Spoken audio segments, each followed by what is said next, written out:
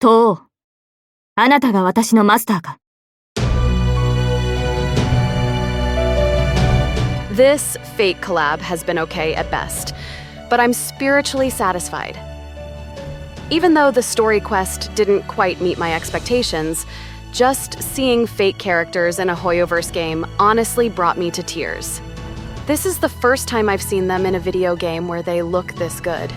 Playing Saber and Archer with visuals on par with Ufotable's animation quality genuinely melted my heart. And then, there's my favorite Fate Stay Night character, Kuchulain, who is unplayable at the moment, but looks handsome too in his new outfit. Just imagine Type Moon's in-house game studio makes something like this.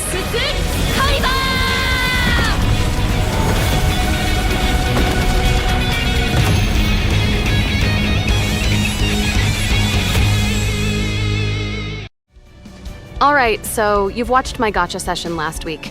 I've been saving my jades for them for several months, and thank God RNGesus didn't disappoint me. I managed to pull both Saber and Archer E1S1 exactly as I planned. So now let's start my reviews for these characters, starting with Saber. First of all, she looks gorgeous. All of the collab characters have had their appearances slightly reworked to match Penacony's aesthetic, but they still stay true to their original Fate designs. And Saber, she pulls it off perfectly. She's a wind destruction unit whose gameplay revolves heavily around spamming her ultimate. What makes her stand out from other characters is her dual resource system, a standard energy meter and a special point system called core resonance. These two meters work together to charge her ultimate, making it surprisingly frequent despite having the highest max energy among all characters. Man, I love this core resonance thing. Not only does it help fill her energy, but it also boosts her damage output and plays a central role in her entire kit. Here's how she generates core resonance. First off, using her technique grants 2 core resonance. Whenever any ally uses an ultimate, she gains 3. Using her skill gives her 3 more until she has enough points to max out her energy meter. After casting her ultimate, her basic attack becomes enhanced, and each hit gives 2 core resonance. And finally, if players unlock her Eidolon 1, she gains 1 additional core resonance after using her basic or skill. This is exactly why I went for E1. Each of these core resonance points equals 8 energy for Saber, meaning even though her energy meter isn't maxed yet, she can consume the core resonance upon using her skill and immediately max it. She will also be granted an extra action when maxing her energy meter through this method. So not only is her Excalibur highly spammable, she's also constantly taking turns and applying pressure in combat. However, this only works efficiently with the right team. Because of her massive energy cost, Saber really needs supports who provide energy regeneration and preferably advance forward. One specific name emerges, Sunday. See? Although she isn't a remembrance character, my plan to invest on Sunday and skip future banners until the collab wasn't a waste at all. It turns out, he is her best support at this moment. The second supports that Saber wants are Tribby, Remembrance MC, Robin, or Tingyun. Players can either pair Sunday with one of them, or run 2 of these supports and skip sustain entirely to push for higher damage output. However, do keep in mind that she isn't quite as comfy in a sustainless team as Phanon. I was able to clear MOC and Apocalyptic Shadow without sustain with Phanon, something I can't do often. I suck at sustainless runs, so if a character gives me comfort in such team, that means the said character is godly.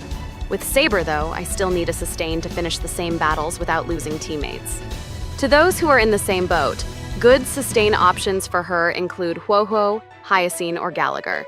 Since Saber doesn't stack herself too much with a specific buff, she's compatible with a wide range of external buffs. She's the type of character who wants everything, which raises the question, has she reached her peak? Or is there more room for future optimization? Now, let's move to her gear. The good news is, Saber isn't a picky eater when it comes to relics. The difference between her best in slot and the alternatives isn't huge.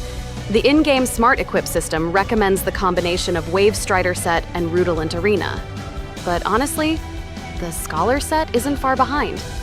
In my case, I actually share my Phanon's gear with her.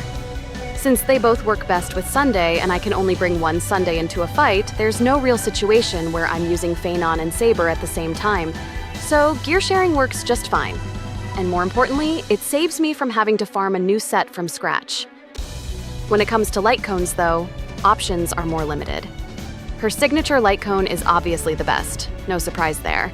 If you don't have it, your next best options are the Fall of Eon or the new Destruction light cone from the Battle Pass. I'll be honest here. In my opinion, the Destruction path has one of the most boring light cone pools overall. Whenever a new Destruction character appears, the recommended alternative light cone is always the Fall of Eon. Please, Hoyoverse, we need more usable Destruction light cones. Now, if you're on a tight budget and wondering, what's more important, her signature light cone or Eidolon one? Usually the answer is obvious. This time, though, it's a tough call. The light cone is really good. It provides energy regeneration and high attack and crit damage amplification. On the other hand, the Eidolon's one significantly increase her ultimate damage and faster core resonance cycle. I don't know. To me, they're pretty equal. So just go with whichever one you value more. But if you do manage to get both, the synergy is amazing. The light cone keeps her energy flowing, and E1 ensures core resonance stacks come in faster. It makes her entire playstyle feel buttery smooth. And since her banner runs for a while, there's plenty of time to aim for both if you're saving or spending smart. So that wraps up my thoughts on Saber. In summary, although she is a collab character, she doesn't suck. Despite the current endgame modes not being tailored to her strengths, she still performs like a top DPS. I'm pretty sure her performance will only get better once version 3.4 endgame content drops. As someone who's followed the Fate series for years, it's surreal seeing her brought to life in such high quality within a Hoyoverse game. I'm just glad I got to experience this collab, and even more glad I can say Saber was worth the wait.